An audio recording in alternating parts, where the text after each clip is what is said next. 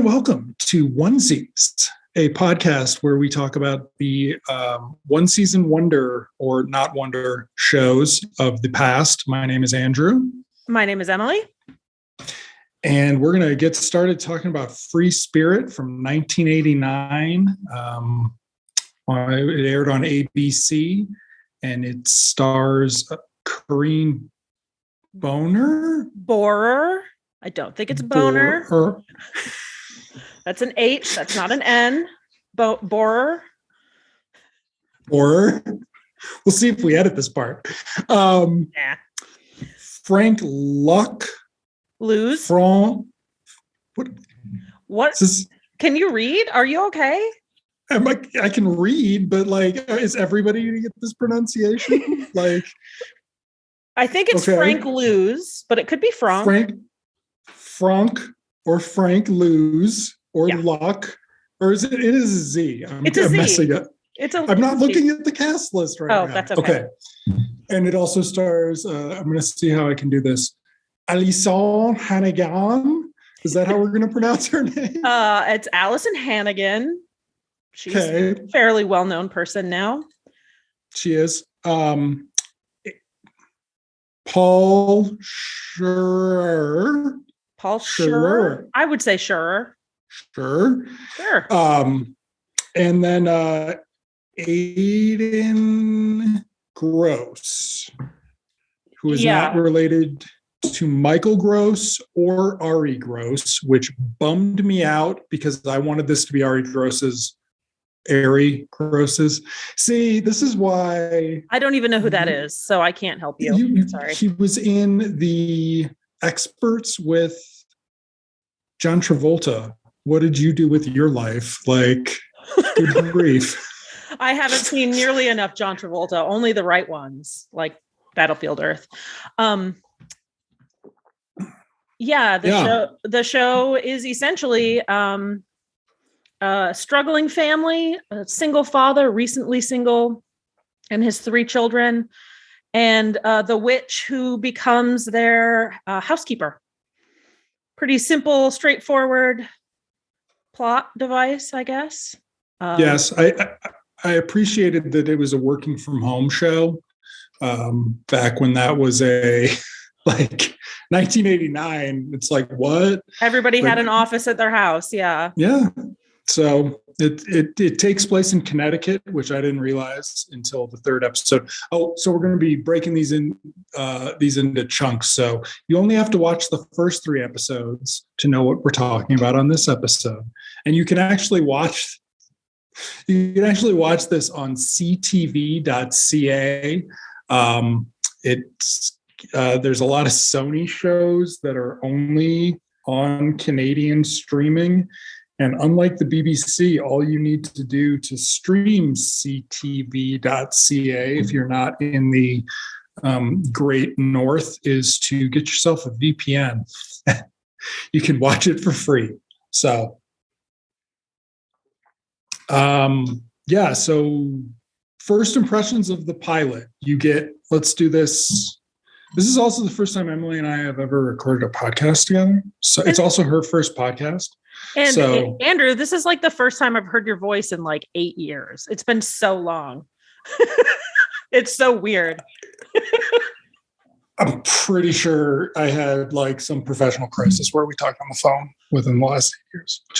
But yes. And you sent me something that you did, some presentation that you did, and I was like, wow, that's right, that's Andrew, huh? Yeah. Anyway, this also means that she doesn't listen to my other 2 podcasts. I have no idea. See, there you go. That are linked to on my blog that you also don't read. I do read your blog because I always am I haven't seen that movie or I haven't seen that TV show. And when you were doing Doctor Who stream or whatever, I was reading reviews of your Doctor Who episodes and disagreeing with you, but whatever, it's fine. Agree to disagree. Some of us think Matt Smith is hot and some of us don't. And I'm firmly in the don't camp. Firmly. Have you forgiven me for giving you that Matt Smith figure yet? That you didn't take with you when you left? Anyway, so we're getting off track here. Instead, let's talk about the pilot. Yeah. So Free Spirit is from, I already forgot the guy's first name, but his last name's O'Donnell. I think it's Tim O'Donnell gets the creator credit. And he did some writing. It looks like his first credits were on Gloria, the All in the Family spinoff. Ooh. And he did, he worked on Growing Pains and Just the 10 of Us. So he did a bunch of ABC 80s sitcoms, which makes sense because Free Spirit is sort of like a pre-Disney ABC sitcom in that they still acknowledge sex exists, but it's in that really sort of creeper 80s teen way where the teenage son gets to be kind of a perv and the daughter is a freak for liking boys or something like. So it's very, sex negative, but grooming positive, I guess. So okay, so let's do 3 observations about the pilot. Go. I love Corinne Bohrer. I love her face. She makes me happy. She is, I think, really good for this role in that kind of, I think we talked about pre-podcast, that sort of manic pixie girl thing where she's just sort of wild and free and shaking things up a little bit in the family. I think Alyson Hannigan is capital K kid acting in this, which, I haven't seen How I Met Your Mother, but I remember she kind of acted the same way in the American Pie movies. I was a teenager when they came out. I saw them, whatever. I don't know that she's gotten over that, but I hope she has. But I know that she won some Kids' Choice Award for something for acting in this series, as did the older brother, Paul Scherrer. And I don't know. I had the same observation about the home office situation that was happening with Dad in his law firm or his law practice that he was trying to establish in this new town. I thought it was odd. The first scene you see, they kind of pull back and you see that he's in his office, but they pull back and suddenly there's a staircase and a couch and the family's just running around. I thought that was I just think that's weird. I'm glad that doesn't exist anymore so much. At least he's not doing gynecological exams in the basement.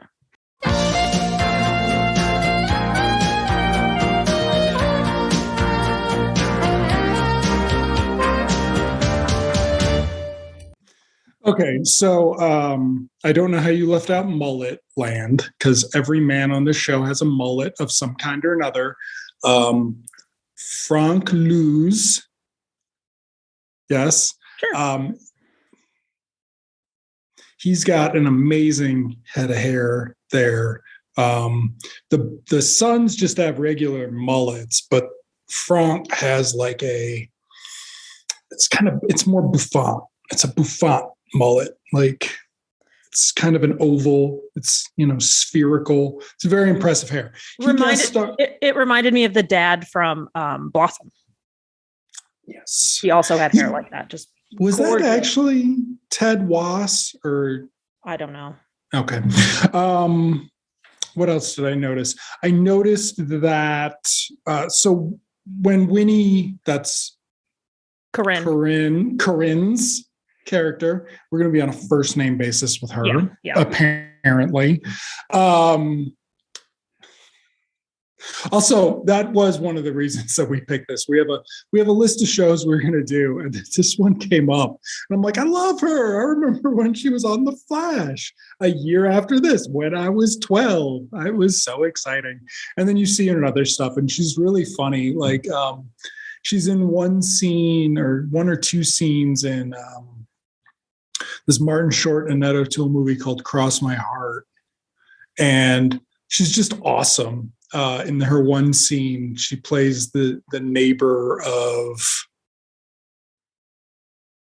the Martin Short character, I think. And Yeah. So, I mean, and then she's Veronica Mars's mom on that show, and she's been on a lot of stuff since, but this was one of her this was one of her top line sitcoms or top billing sitcoms. So, when she gets there, she's only supposed to be there to help the youngest son learn how to bowl, but he wants her to stay. And whenever she talks about staying, the lightning out the window, the sky rattles to tell her not to, which sort of implies that her boss is from above. That's what I have that written down. I have that written down. You can't see it because it's blurry. But yes, I thought it was odd that she was a witch and that maybe some heavenly force was directing her. Well, that gets resolved in episode 2. But yeah, so that was interesting throughout. And also I'm like, does anybody see that or just her? But they finally have the dad acknowledges that it's happening later on. And one of the things that actually really works for her in this is the script is very 80s sexist, and she has her reactions to whenever those come up is really funny because sort of it's a disarming reaction in a way that sort of lets the sexism glide a bit, but she doesn't roll her eyes at it, but she does have sort of this way of drawing attention to it in her reaction, which is, cool for this. And it works better because one of the things we talked about is this is nowhere near as bad as we thought it was going to be. I'm shocked that just the little bit of research that I did, that it was so poorly received. To the point where I looked at other sitcoms that debuted in 1989, and most of them I hadn't heard of. And so I'm kind of shocked that this debuted the same night as Family Matters. Okay. And I know that Family Matters, that first season was a little rough going. I haven't watched it probably since then, but so I was kind of surprised to see that this wasn't as bad. I've seen much, much worse. So the fact that this was poorly received was surprising to me. It is. I mean, there are some very interesting special effects, yes. I don't know. It's like you watch it, you're trying to figure out the technology they use, but technology is a stretch because I'm assuming it's shot on video and they do these amazing composite shots, but it's just kind of this thing. It's just like, if they took the effects seriously, it would be more of a genre show. And if they took it less seriously, it'd be Small Wonder, I suppose. Yeah. So it's just like, it's sort of in between there somewhere. I noticed in that first scene where she shows up in Jean's bedroom, the younger son, and she uses magic to turn the lamp on, and then it explodes or something. Oops, I hit my microphone. It explodes or something, and then her shoes start on fire. It's like I could see that, and I've seen that done in other 80s sitcoms, much worse. Her shoes weren't actually on fire. But I've seen it done much worse, but for comic effect, it was done much worse. So, I mean, it was interesting, but I just don't think it was as bad as people thought. No. And I mean, this is, late 80s, there were all the Fox startups. So, I mean, those are some bad sitcoms. There's some really shitty ones in there. Yeah. But the speaking of the lamp, so part of the setup is that she's there because once every 100 years, when you're a witch, you get sent to Earth to answer a child's wish. And adults can't see the magic that she does, but the teenagers can. So when she turns on the lamp, I was like, well, 1889 was the last time she would have been out. So when did she learn how to turn on a lamp? I didn't even think about that. Yeah. Well, I got a lot of notes along that. I got a lot of notes about the realistic nature of her business. But yeah, so, and the pilot's also got the wonderful, the problem is the little kid. Do we remember his character's name? Gene.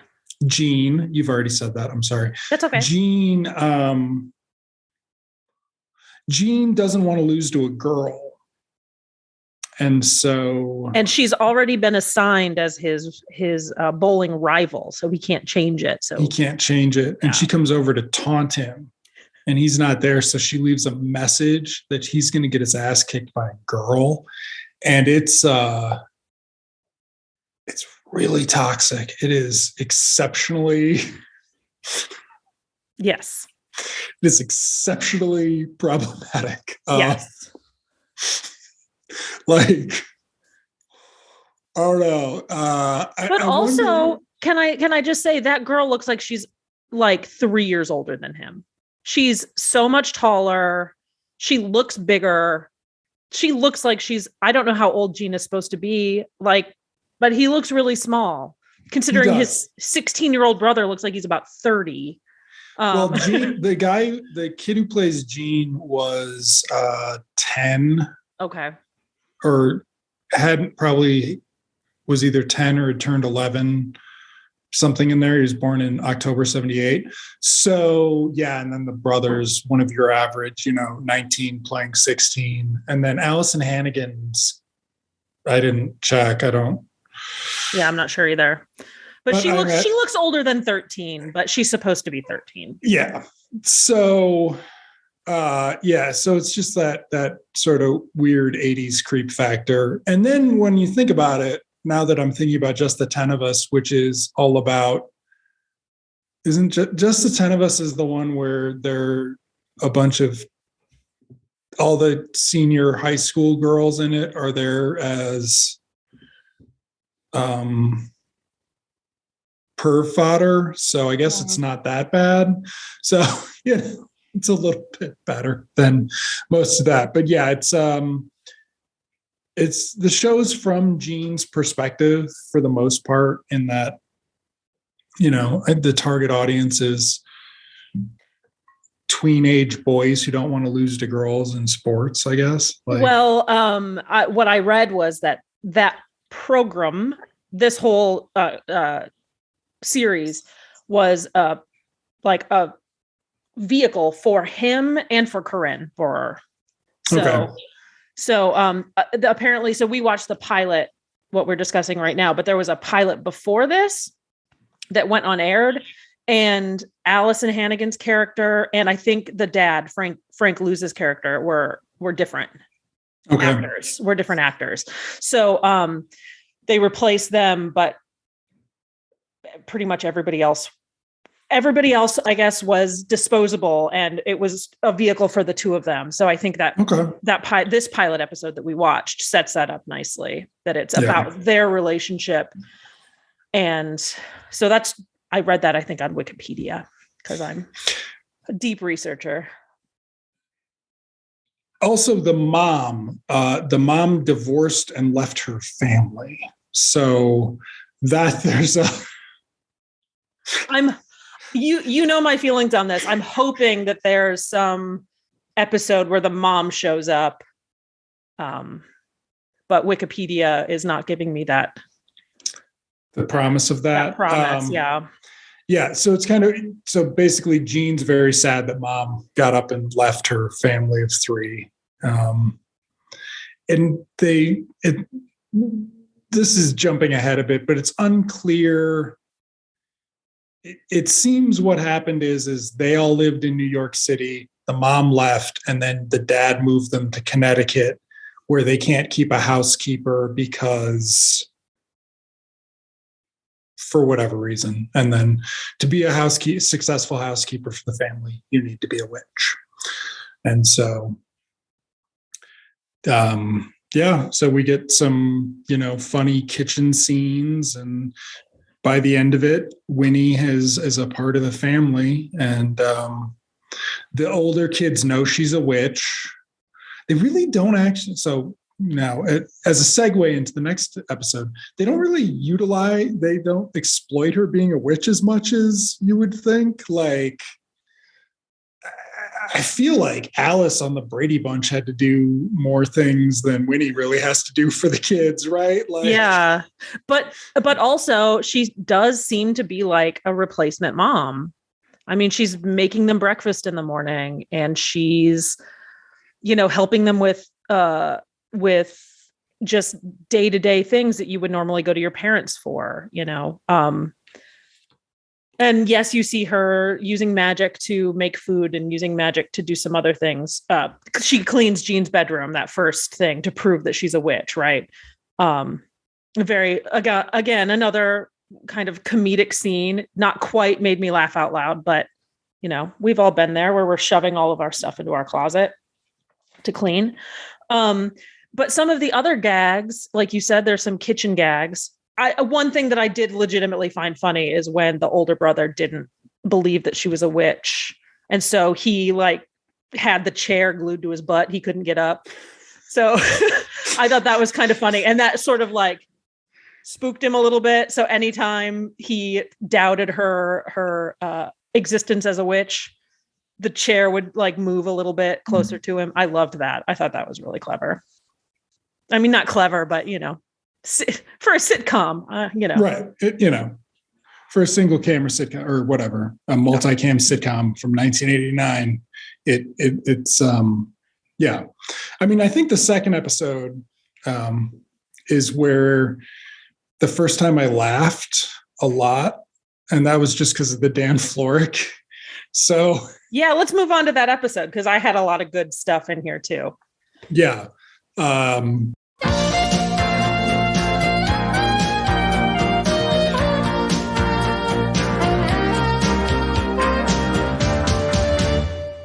So yeah, Dan Florek guest stars as Bill the Sky Boss, but he's in yes, that was who was rattling thunder at her in the first episode. It wasn't God, it was Bill. And so Bill's a warlock, and he comes to Earth to give her crap about staying with this family, and he assumes the identity of one of Dad's clients, who is some real estate developer who is not a very nice guy. Not a very nice guy. Their project is to tear down an animal hospital and some other sort of I think a preschool. Yeah, a preschool and an animal hospital to put in a yuppie mini mart where you never have to leave. You can just go shop at that one mini mart. And so that whole angle was hilarious because I was like, does ABC allow this much anti-capitalism on their airwaves at this point? Pre-Disney. Yeah. But yeah, so Dan Florek got some laughs out of me in that one. There's some other problematic jokes that I'll get to later, but you can do your. So we had talked about her ability to sort of make the sexism, I don't want to say work, but let it go by because it's recognized and whatever. So the first thing you see is her talking to Dan Florek as the real estate guy. And he's really gross and hitting on her and stuff. It's really gross. No, actually, wait a minute. I think she's hitting on him first to get him to stay because Thomas, the lawyer, is still not there for their meeting. So she's actually kind of flirting with him, but it does set up for when we meet him again as Bill, the Sky Boss, as you put it. I thought that was really gross and creepy, and it kind of gave me the creeps. But I love Dan Florek so much from Law and Order. I hate to admit that I'm a huge Law and Order fan. And to see him in a comedic role was chef's kiss. It was so good. Really, I just have a lot of notes about problematic things that I noticed. Besides that, first of all, the witches versus warlocks. Boys are warlocks and girls are witches. That's stupid. I mean, it's It's not too bad, but it's just stupid. He talks on the phone to a girl, Jean, about playing baseball. He gets a call from a friend. I think this is the episode where he's waiting to get on the baseball team. And so he's waiting for a phone call. Somebody calls him and says something like, "Oh, you got," and he says, "Oh, you got on the team." You can't hear the other end of the conversation. And he goes, "Oh no, you have the perfect build for blocking the plate. Well, thanks for calling, Sally," or whatever her name was. And I was like, ugh, gross. Like, ugh. I think that's the one where I'm like, oh, and then the next joke is an ableist joke about kids too. Like, is that the one where there's a double hitter where it starts as just a regular sexist joke, but then the immediate joke afterwards is like the older brother making an ableist joke. I don't remember that part. Yeah. I don't have that written down.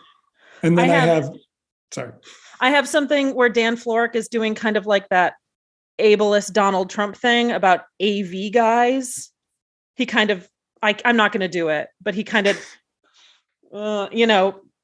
makes reference to AV guys being awkward, people who dabble in AV. I don't know if you know anything about that, Andrew, about AV guys being awkward and unusual. And then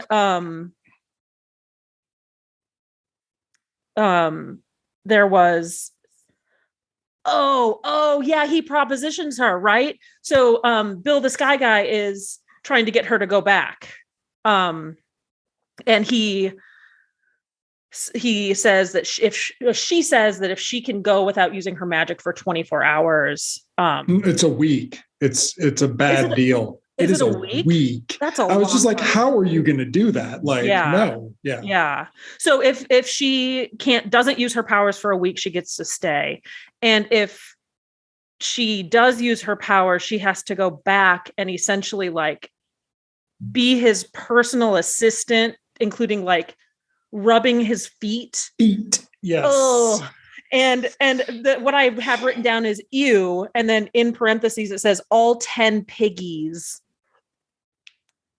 Ugh. So those are kind of some of the things I have written down that are gross. But I did have a couple good things too.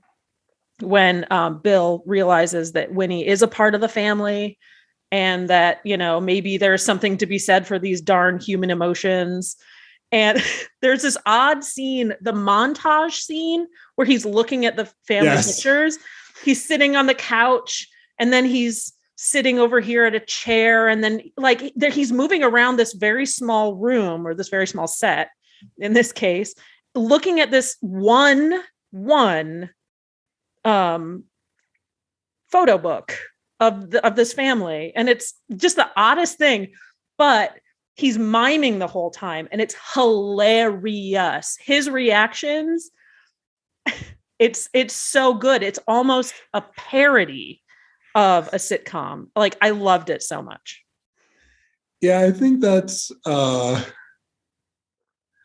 has Dan Florek ever done any sustained sitcomming? Like, it is this weird thing where you're just seeing somebody who is definitely not approaching it from like coming up as a sitcom actor doing this, and it just makes it even funnier because you're like, oh, he's just like, oh, I'm just gonna play this broader, yeah. And then it's just hilarious because the other thing about the montage is that his page, at the beginning, he's like at the beginning, and then he's at the middle of it, and then he's at the end of it, but then he's at the middle of it again, and he's at the beginning, and then he's at the end, and then he's at the beginning. And it's like 9 shots. Like, it's a while he's looking through this book. It's one book. It's one book. It's not a bunch of books. He steals a picture to take with him. Yes. And presumably this is no more than like 10 or 15 minutes that this montage is supposed to be encapsulating. Why is he moving around so much? It's so strange. That's how he's spending his time while she's, having to clean by hand or whatever. Yeah. I guess. But it's also where it's also there's also a men can have feelings because it's the 80s moment, which I don't think actually started. The first time I remember, the earliest I remember that being mentioned is in Lethal Weapon, which is 1987. So I think men only got to have feelings in the 80s for like 3 years or maybe 2 years or whatever. Yeah. And so they draw attention to that. And I don't know. It's just so I'm looking through his IMDb right now, and he does have some sitcom experience after this. He got the bug. This is what got him going. Yeah, between this and Law and Order, which was pretty quick. Well, he was on LA Law, but that's not a sitcom. No.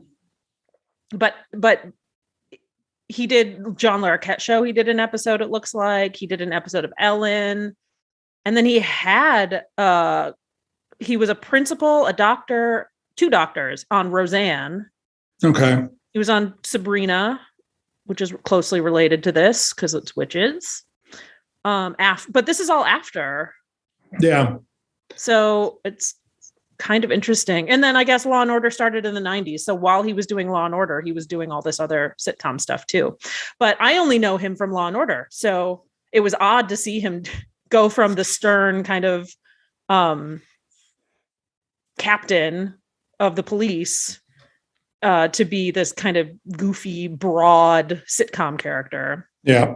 I loved it. Yeah, he's a great intentional jackass. Other stuff I noticed is the magic fingers. I was waiting for that to come back, but it's not going to. Is that they use the sort of peace sign to do their magic, and he starts it, and then she picks it up at the end. But that doesn't actually become a thing so far. I mean, it's hard to know with. I was going to say with 80s things, but it's hard to know with any TV show before streaming what order they were meant to be shown in, if any. But this does seem pretty closely tied into the pilot in that it's there is reference to the whole bowling thing. So that was all she was there for, was bowling, and this time it's the baseball. There's also the trying to think. Did you notice that Dad never had to take responsibility for not sending in the permission slip? I did. Okay, cool. Yeah, I did. It was weird because and there was no explanation as to why he didn't do it and why he's a bad dad. And but besides that, why didn't he get mad at Winnie at some point for, oh, you never do what I tell you to do. And there was, oh no, that's the next one. You're thinking of the wedding invitation. You're skipping ahead. Sorry. I didn't take good enough notes. I didn't have anything else for this one. There was a point at the beginning, and again, I only have the quote, "Grown-ups, they're so wise." He had made some crack about Gene being stupid, and maybe this is what you're talking about. Like, kids are so dumb or something. Yeah. And then I think Gene or Winnie said, "Oh, grown-ups, they're so wise." And Dan Florek looked like he was legitimately laughing at that line. And it made me laugh because one of my favorite things is making people break. I love comedians. Yep, exactly. I love comedians making other comedians laugh. And I love when actors break. It's one of my favorite things. So it looked like a genuine laugh, but it could have just been him being broad and goofy, right? And then at the end, Gene is talking to his dad about how great Winnie is. And he says something like, she's like a grown-up and a kid at the same time. And I can totally relate to that. Yes. Do you know what he says right after that? What?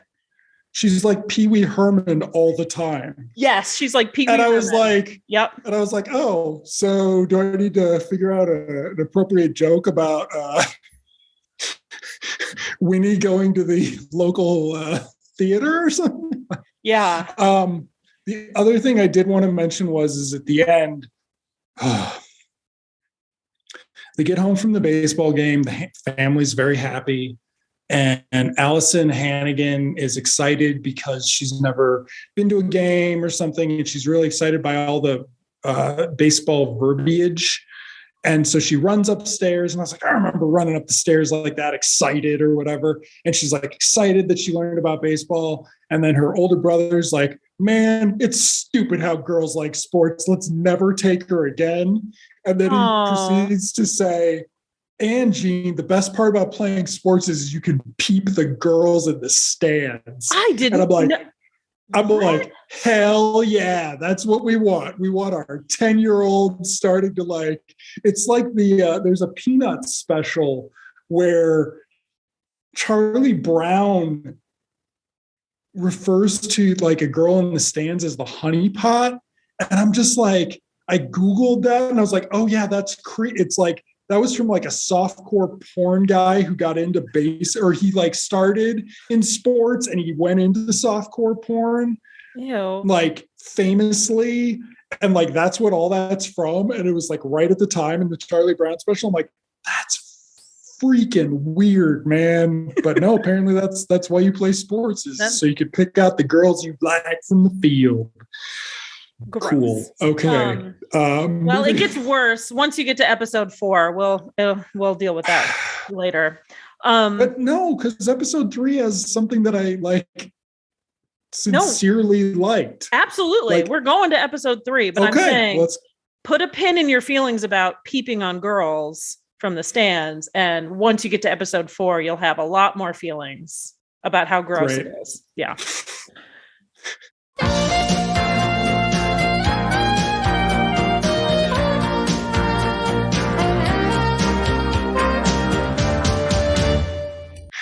But okay, so episode 3, let's do it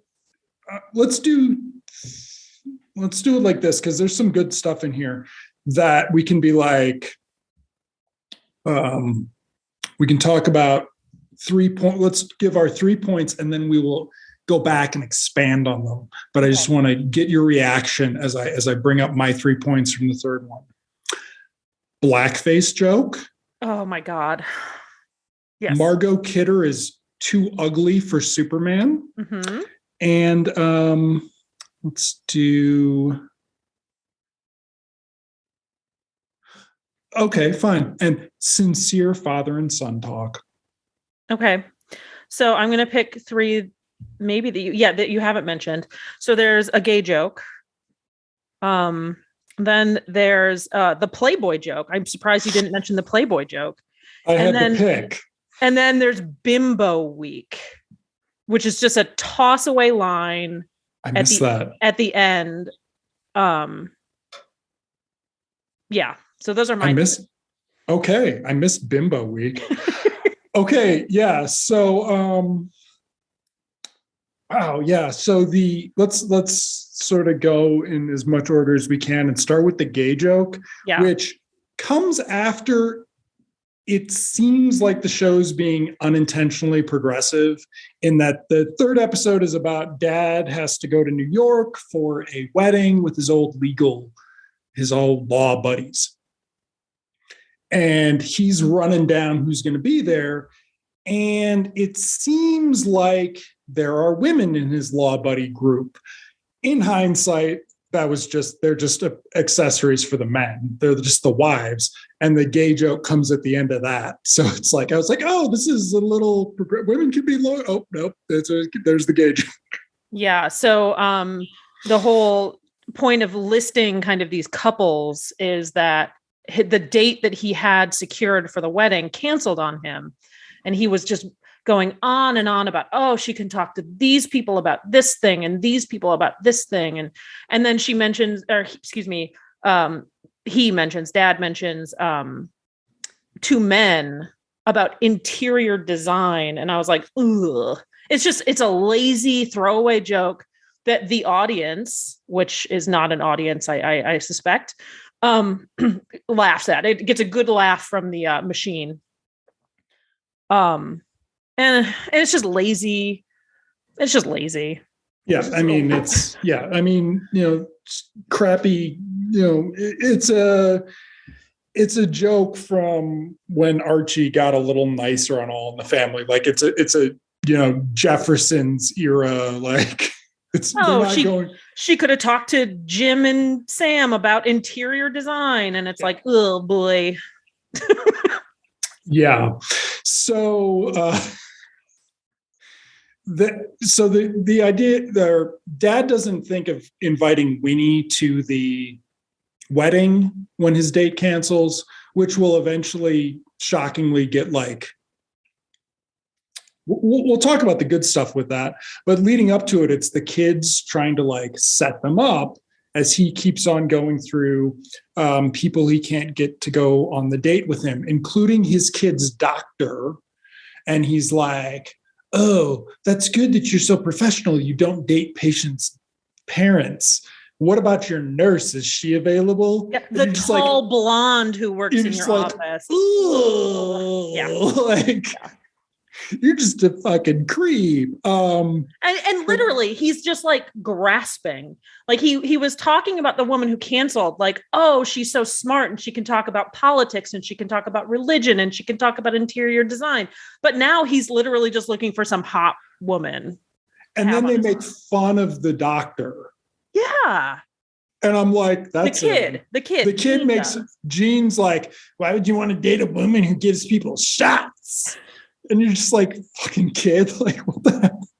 And well, again, it's that little kid perspective. Like let's say he's 10 years old, sure. Right? You don't like going to the doctor because 10-year-olds are assholes. That's right. No, but you don't like to go to the doctor because something bad is going to happen. You're going to get a shot, or you're going to get, you're there to get medicine because you feel bad. People don't go to the doctor when they're feeling good, I feel like I respected my medical professionals. I'm sure you did. Okay. Yeah. Okay. But then that leads to Tina. I think it's Tina. Yeah, it's Tina. Yeah. They're making, no, actually before that, so the scene starts with Corinne cleaning the fireplace by hand because dad won't leave, so she can't use her magic to do it, which seems like that could be a whole like thing with the show is that she can never use her magic because he won't go the hell out. But that's when they have the thing about the brother having the fantasy about the two girls. Oh yeah. Which would be a lot about a 1989 ABC Friday night sitcom having a 16-year-old making basically a porn joke. My note was like, what's the name of that movie from Big Lebowski? Log Jammers? Like, it's that level of like obvious. Yeah. Then she comes back in and dad's like, ugh, what'd you do? A Tina Turner? Because her face is covered in soot. And I was like, how did this happen? How did it happen? And then I was like, oh, it takes place in Connecticut. They're just a bunch of shitty white people. So, I mean, there is that.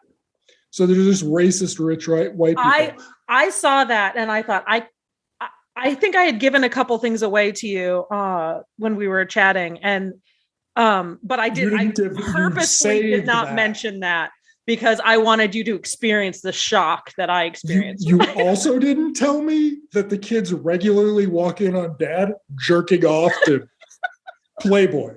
He's not just looking at it.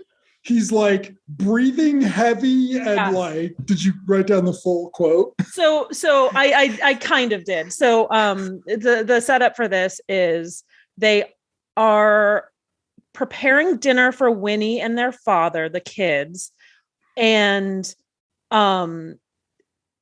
they're in the dining room, the two adults, and the kids are all in the kitchen talking. Oh, how's it going out there? Alyson Hannigan is playing the waitress. There's a very funny joke. I mean, just a goofy kind of vaudeville type joke. That's, they have three things on the menu. One of them is Frank and beans. And the dad's like, I don't know. I like beans and Franks, and I just thought that was cute and goofy. But they go back in. She goes back into the kitchen and Gene, the little kid, is stirring up the pot of Frank and beans, right? And I don't know what the older son is supposed to be doing. Is he serving wine. I don't know. Yeah. And I think one of them asks her, "Oh, are they out? Is Dad the way he gets when he's when we catch him reading Playboy?" Is the quote from Gene, the 10-year-old. And then he said something about sweating and wheezing. Hell yeah. It was so gross. And it, again, a 10-year-old, an ABC sitcom.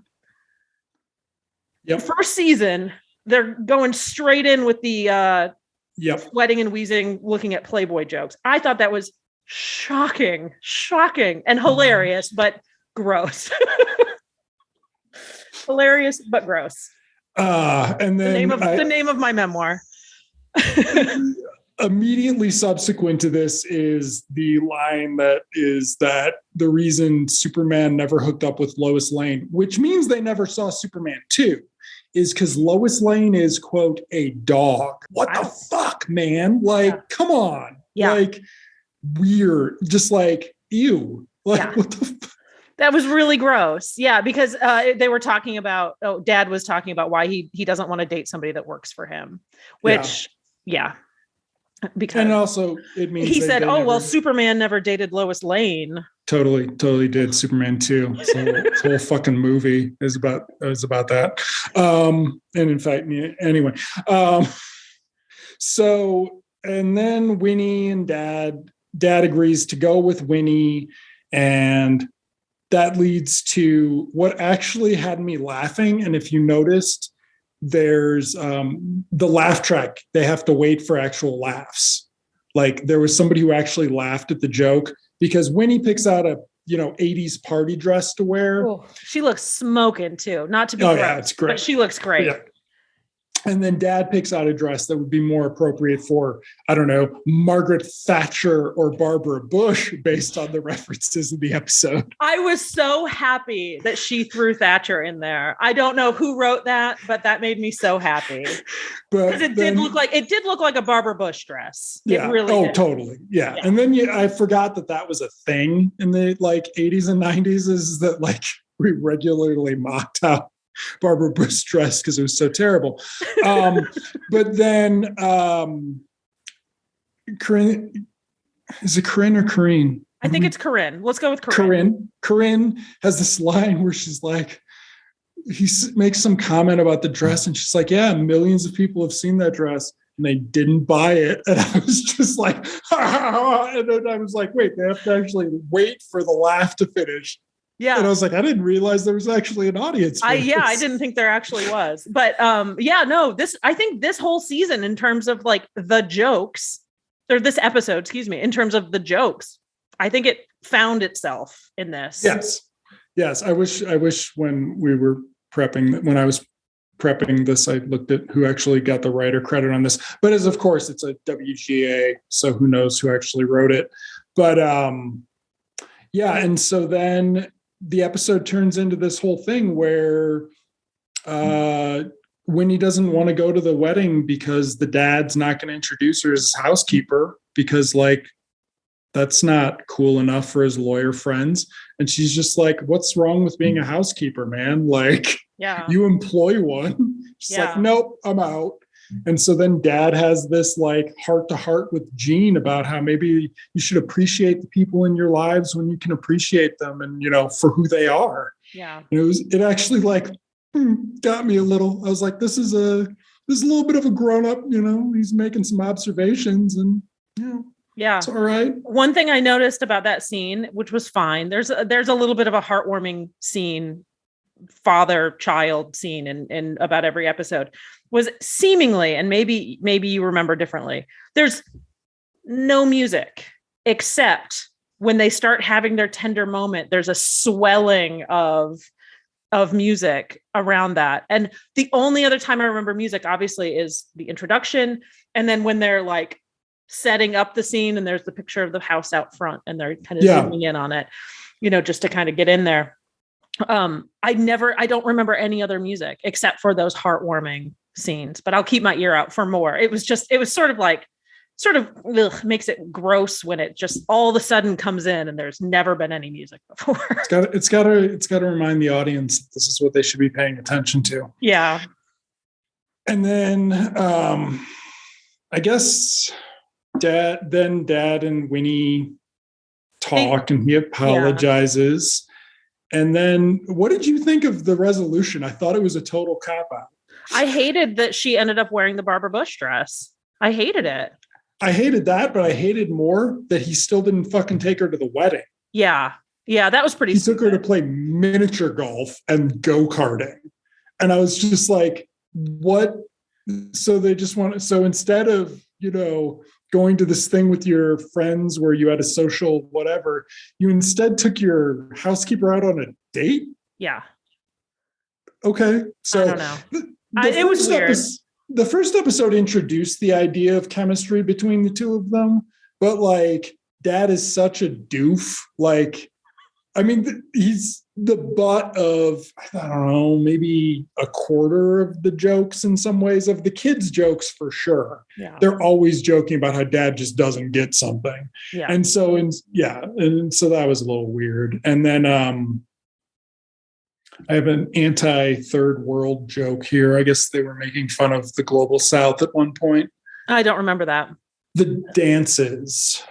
He didn't want her doing. He didn't want her doing those dances, which she could not know if she hadn't been out of the sky bottle since 1889. Just saying. I don't know. I don't know when those dances were developed. I was going to Google it, but I'm just saying that it seems unlikely that she would have known those things. And then the end has, the older son wants his girlfriend to come over. And I was really hoping to know who I was like, is the girlfriend going to turn out to be like, I don't know who it could have been. Like Tiffany Amber Thiessen. No. Right.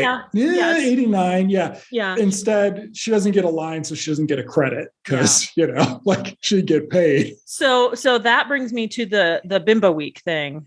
Okay, yes. What is Bimbo Week? So Dad comes home with Winnie. They go upstairs. He's talking to the kid. The kid's like, he's like, oh, are you coming upstairs to go to bed? And he's like, no, Dad, it's Bimbo Week and I'm going to finish watching this movie. Da, da, da, da, da. So first of all, it's clearly like an up all night sort of reference to those 80s sort of movie things where, it was just bikini girls, whatever, getting eaten by sharks or making out, whatever. But I thought, so Bimbo Week, right? Obviously it's bad, but it's the perfect parody name for something like Up All Night, like with those bad Bimbo Weekend. Yeah. Yeah. With those bad movies that are purely exploitative teenage boy fantasy things.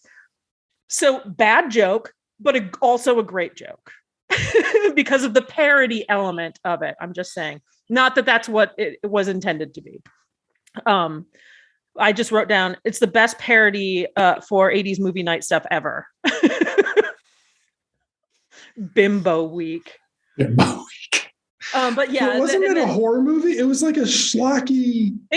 Some of those Up All Night movies were schlocky. But it was like black and white, wasn't it? I don't think so. I don't think we ever saw it. We didn't see it? Okay. Mm-mm. But the girl's watching it with him. Yeah. So... And then, whatever. And then, Dad goes upstairs and the joke is the girlfriend comes out of nowhere, sets herself down on the couch next to the teen boy. And then the dad calls from downstairs, like, make sure you take your girlfriend home. Susie something home. Yeah. Make sure you take Susie home before you come upstairs. Susie Extra. Take Susie Extra home. Yeah. So... I don't know. It's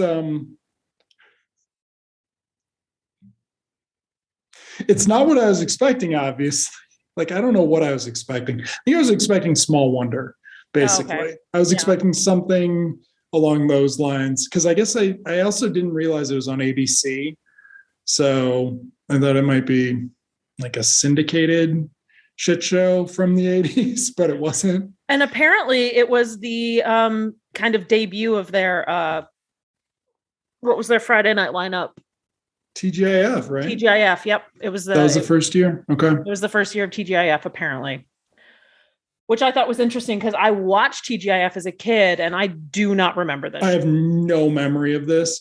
What's funny is I was watching, a friend of mine was showing me all these like one season wonders, I guess you could say, from the 80s. And there was stuff on there. There's a Corey Haim, Burt Young show. Yeah. Anyway, or I think Burt Young, the guy from Rocky. And I didn't remember it, but I was like, I think I've seen this. I think I watched this when it was on and I was 8 or something. And like this, I have no memory of. But yeah, I watched Family Matters and I watched Full House. Yeah. What else was on this apparently? I don't remember what the first lineup was. I don't think it was even Full House. I'm not even sure. But it was definitely Family Matters. Yeah. Was it Growing Pains or was it just the 10 of us? Like, and then Step by Step was on there maybe a couple of years later. I don't remember when that started, but yeah.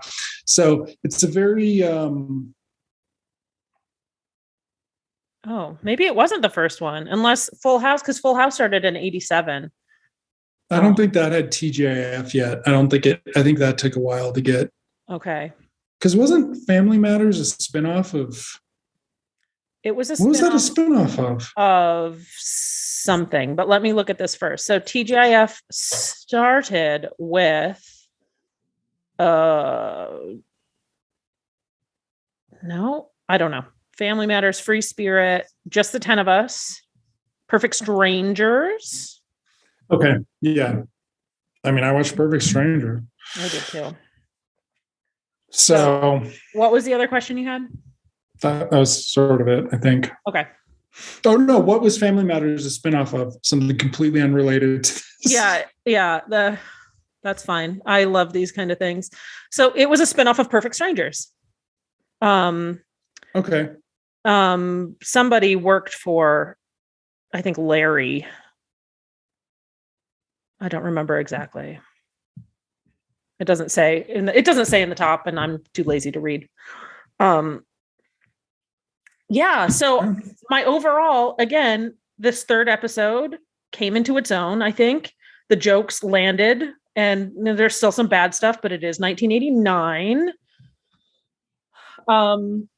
Yeah, that's. But apparently I've got something to look forward to in episode 4. Oh my gosh. It's the whole plot. The whole plot is real cringy. I don't even have a lot written down. I might have to watch it again. Okay. Cool. I just have a big ew written down. Ew. So I have like, is it about the boys peeping on a neighbor girl and using Vinny's magic? Okay. No, he does. Is it about the dad peeping on a teenage girl? Oh God, I hope that doesn't happen. No, Winnie does use magic. Okay. More on that next time, I guess. Next time, yes. I love Corinne Bohrer. I want her to be my mom. That's it. Yeah. When we were talking about this, I think before we even started watching it, it was like Corinne B. Yes. Bohrer. There was an N in it. There's not? There's no N. There's no N? Okay.